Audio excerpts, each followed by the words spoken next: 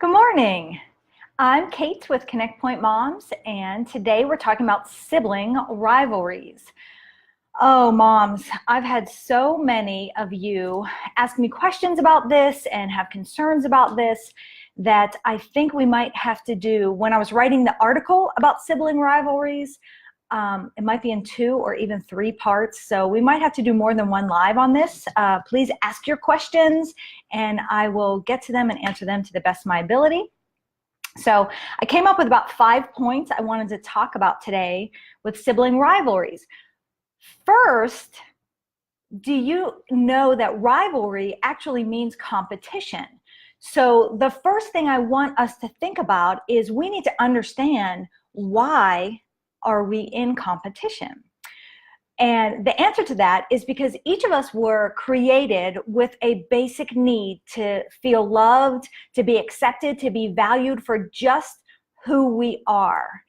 And sometimes, most of the time, we doubt other people's love and value and acceptance of us. So we can do different things, us as adults or our children, to get that love or get that value or get that acceptance. We can, I don't know, as a grown-up, maybe want to look a certain way or have that perfect body or excel at work.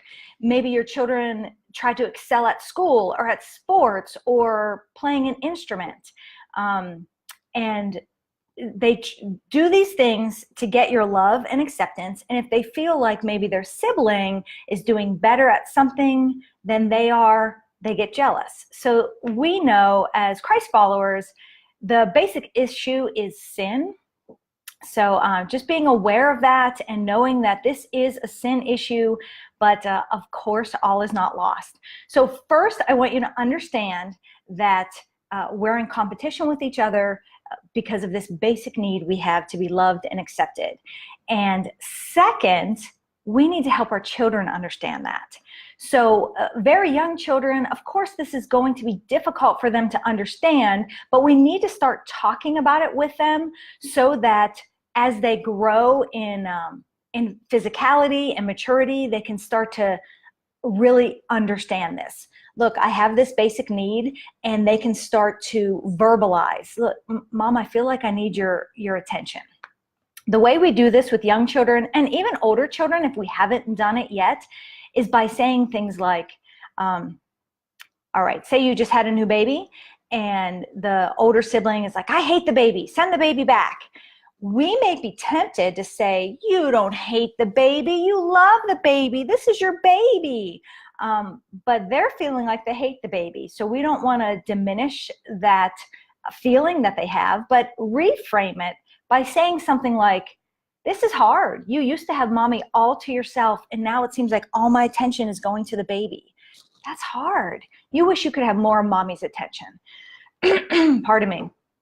And that may or may not be true. We just start making guesses, and if we're right, it'll hit home with them. And if we're wrong, they might say, no, I don't like the baby because she cries too much and I can't sleep at night. So then we could say, oh, you really miss when you could get a good night's sleep. And you're thinking, me too, but So number one is we have to understand this basic need that we all have, especially our children. Number two is we need to help our children understand that too by giving them words for it. Number three, this is, different people call this different things, but basically you need to have some ground rules for your family. So we call them, I think we call them expectations, family expectations, but they could be family rules, family guidelines, a family edict if you have older kids, but they are non-negotiables. This is what's going to happen in our family. So we always say, and we always have said, that our home is a safe place. The world out there is not always going to be safe. There's going to be people who, not that we say this to our kids, well, especially when they were young, but there's going to be people who want to hurt you, people who want to take you down. I mean, that's like, but this home is going to be a safe place. This is going to be a place where we can be who we are, and we don't have to worry about people making fun of us. We don't have to worry about people not liking us if we make a mistake. So this home is going to be a safe place. That was one of ours. Specifically, when the kids were littler and really liked to roughhouse, we had a very strict rule: no hitting in the face. It was just, that was it. And also, if someone said stop, you had to stop. That had two benefits. If sometimes, they're laughing and they're saying stop, stop, because they want you to stop, so then they can go like hit you with the pillow or tickle you, that taught them that was not okay. You say stop if you mean stop, and other people are going to respect that. If you say stop, that means the roughhousing is over. So the number 3 point of what you want to do to help you manage sibling rivalry is have some family expectations. Sit down with your spouse, and just even sit down with your kids if they're older, and say, hey, let's have some non-negotiables. Maybe like no name calling. Like, oh, well, I'm just kidding when I call him a butthead, but the brother really, that hurts his feelings. So, all right, no name calling. Another one I really like is the sandwich method. So if you have to tell a sibling or anyone in your family something that they did that you didn't like, you sandwich it with something that you really love about them or like about them or cherish about them, and then tell them, like an Oreo cookie sandwich. So you tell them something great and positive, and then you tell them the thing that you want them to work on or that really hurt your feelings, and then you end it with something positive.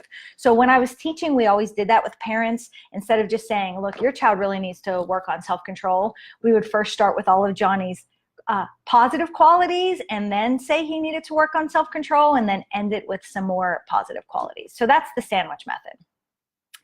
So we talked about how we need to understand why sibling rivalries even happen, help our children understand why they happen, and number 3, have some family guidelines. Number 4 is an encouragement for you. If you are in a season where your kids are just, it feels like they're fighting nonstop, and you love them and you know they love each other, but they're acting like they hate each other, and you're so tired of the bickering and you just want it to stop,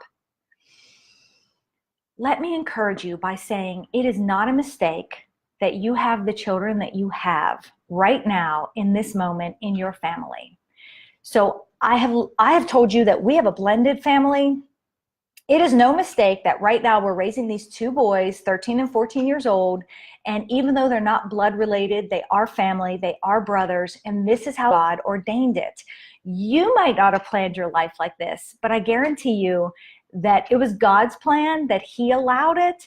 And so if you have a child with special needs, and maybe you're really struggling with, and your kid, the other siblings are struggling because you have to spend all of your time with this child with special needs, and it's just a hard time for your family, let me encourage you today by saying God allowed this for a specific reason, and you might not know what it is, but you can trust that it's going to be for your joy, your good, for the glory of God. So maybe it's so that you can suffer well and learn to have a deeper compassion for people that you wouldn't have had if you didn't have this specific situation. So hopefully number 4 is an encouragement for you that this is not an accident. You have the kids that you have, and you can even tell this to them. God created you all to be brothers, or you all to be siblings here. So this is not an accident. So what good can you get from your brother, or what good can you do for your brother? How can they help you grow? And then finally, I'll just end it with, and this is the one that goes on and on, why I wanted to do this live maybe in 2 parts or 3 parts, but we really need to be connecting with our individual children. So it's going to circle back to number 1. Number 1 is understanding why sibling rivalry happens at all. Well, we all have this basic need to be loved and accepted and valued, and children, just like us, need that one-on-one attention. So I know you may think, well, that's easy for you to say. You only have 2 kids and you have a husband, so that's one-on-one. But I have this many kids, or I have no husband, or whatever your situation is. But I would just like to encourage you to carve out one-on-one time. I've talked before in my lives that we called it talk time at night when our children were littler. And we had 3 of them at that time. So we would just tonight is Mackenzie and Mama time, and we would just be in bed together for whatever, 10 minutes, and we could talk about whatever she wanted. Or we didn't even have to talk. I could just sit there and stroke her hair, which she really liked, and it was a connecting time. The next night, maybe Dad would go in and have talk time with Mackenzie, or I would be with Gabriel or Ethan, or Dad would be with Gabriel, and when I was with Ethan, and on and on. You work it out to carve out that time. Now that they're older, I don't lay in bed with my 13-year-old. That would be really weird. So what we do instead is just we have date nights, and date nights for Dad and I, and date nights for me and the boys. And then when the boys have one-on-one time with Dad, it's man time. So sibling rivalry will be curbed when you can carve out that connection time one-on-one with your children. They will get what they need to feel loved and valued and accepted, so that they won't be in as much competition. So I hope this was helpful for you. I look forward to connecting with you, to helping you connect with the children in your lives. If you haven't yet gone, pardon me, to connectpointmoms.com, check out Free Helps for Moms, get your free class, and let me know what else you need. And yeah, next week is live Q&A at 8 a.m. So let's see, it's October 23rd. So next week is October 30th. Please let me know what questions you have so I can answer them on the Q&A, or just tune in that morning and ask your questions. If you need anything else to help you connect with the children or the people in your life, just please let me know. And I hope you have a wonderful day. Bye.